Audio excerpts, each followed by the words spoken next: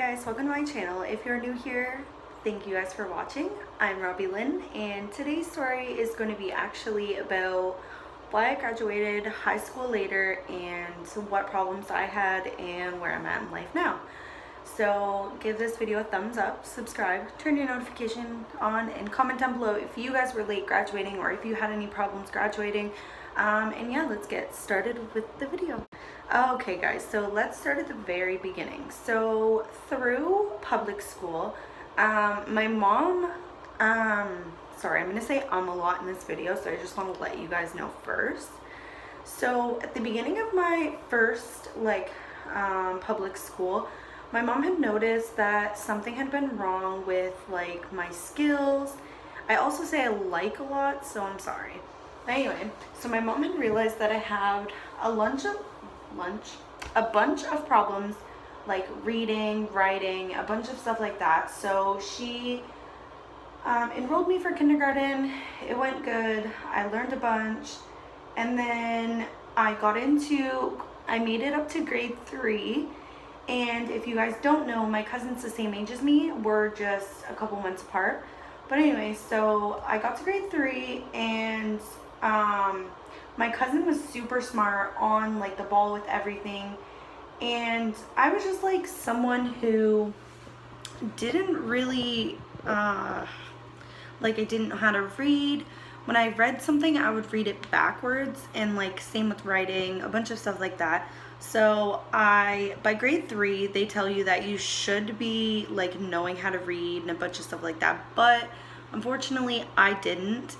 So my mom decided that it would be a good thing to hold me back from school. The principals decided as well that it would just be the best for me and the best interest for my life and stuff. So I ended up getting hauled back, which would have meant that I wouldn't be in the same class as my cousin and a bunch of stuff like that. So it's very upsetting for me, but now I'm super blessed that they did. So then I got a bunch of testing done for learner, help get extra work done, time, and if I had tests, I'd had extra time. I had a thing called the IEP, and so that was really beneficial. I didn't have to do gym class for my public school year, just because that would be my math time, so that I could have extra time on math, because math was my hardest. So that being said, school is really tough for me, and so public school had went great. Grade 8 came, I did great, I graduated, and this is where things started to turn south for me, and I'll always remember this moment. It was a really upsetting moment, but I entered high school and things, like I said, turned really south. I was not motivated to go to school. I would say I was sick all the time, the basic kid thing, because what kid hasn't said they were sick and they actually weren't sick? I would unplug my mom's alarm clock all the time and say it didn't go off, or I would turn it off before I went to sleep. And then it just got to be a problem. I met a man in my life, which if you guys didn't know is Daytona's dad, and we got together. I was obviously young and dumb and decided that school was just not important, and so I also had some problems at the high school that I went to. So then I transferred to a new high school thinking that would help, maybe that will help. So I transferred to a new high school and things were going great. I was in grade 9 at the time, and I was doing really good. I was attending school every day, even if it was a bus ride away, I was still attending school, which was super good. I thought everything was going well. I ended up passing grade 9, and then I went into grade 10, and this is where things changed. So I was still dating my boyfriend at the time, and I just got into drinking, and I thought I was the cool person. I don't need to go to school. This is stupid. I'm not learning anything. And at this time I did transfer back to my old high school so that I could be with my friends and my cousin and stuff. So I ended up transferring back, and I just stopped going. My boyfriend moved in. I stopped going to school, and then we moved out of Chatham, and I moved in with him when I found out I was pregnant. So I found out I was pregnant, and I was like, I'm not gonna go to school, I'm just gonna roll for correspondence. My mom was really like against it.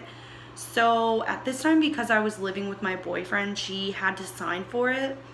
And I still remember like telling her that this is what I want to do. Like, I'm pregnant, I'm gonna get made fun of. I'm 17 and pregnant, and like, I'm scared. So she ended up saying like, you're gonna have to go to school. So then I went to school for a little bit longer.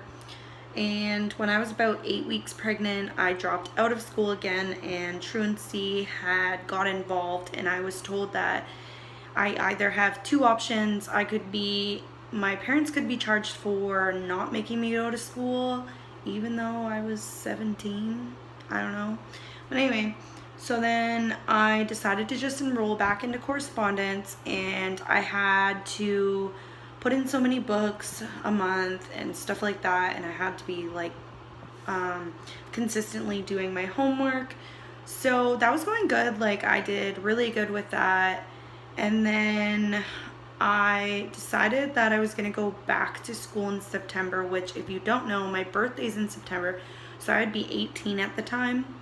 So I'd be returning back to school. Even though I was pregnant, I was just like motivated to go to school because I was sick of sitting at home doing book work. So then I decided, I'm going to pay the money, I'm going to get ready to go back to school. And the day came and I never went to school.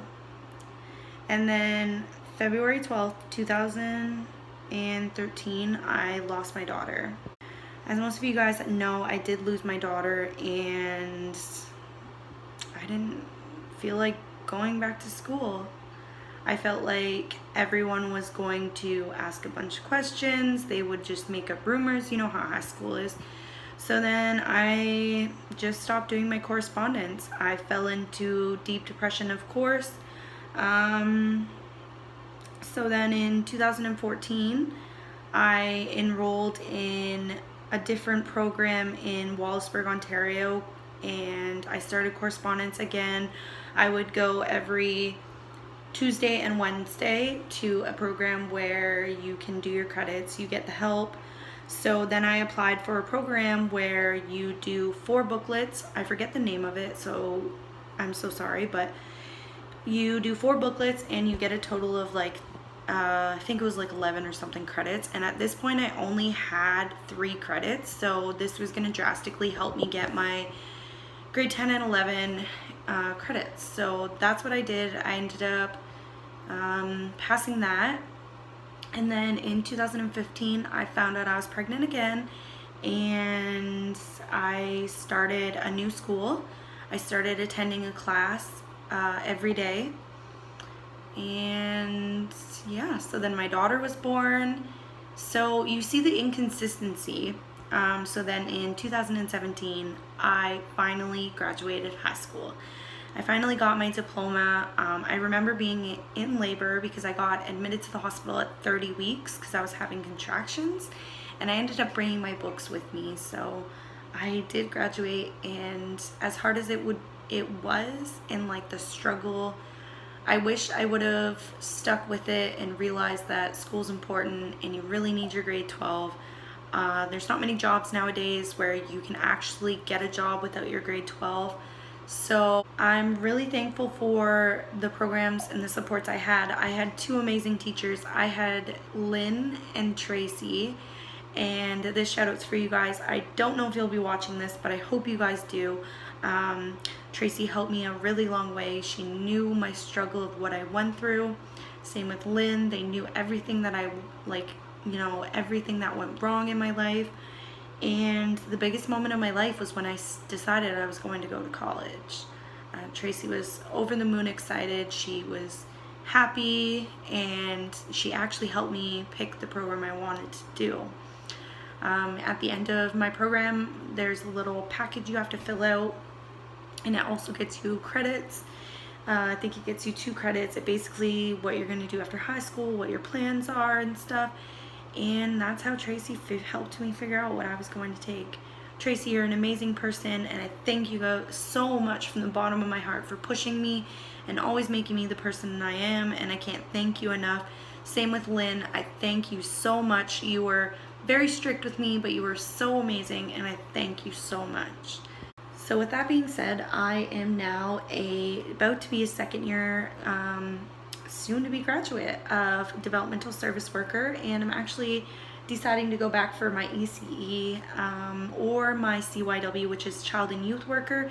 ECE is where you work with children, but I think I'm leaning more towards my CYW. It's something that I've always been passionate about. I love helping out. It's something that I'm always super blessed to, have and want on my resume. I want to also say thank you to my family and my friends for being really supportive. I've changed my ways a lot, and actually I have my daughters to be thankful for.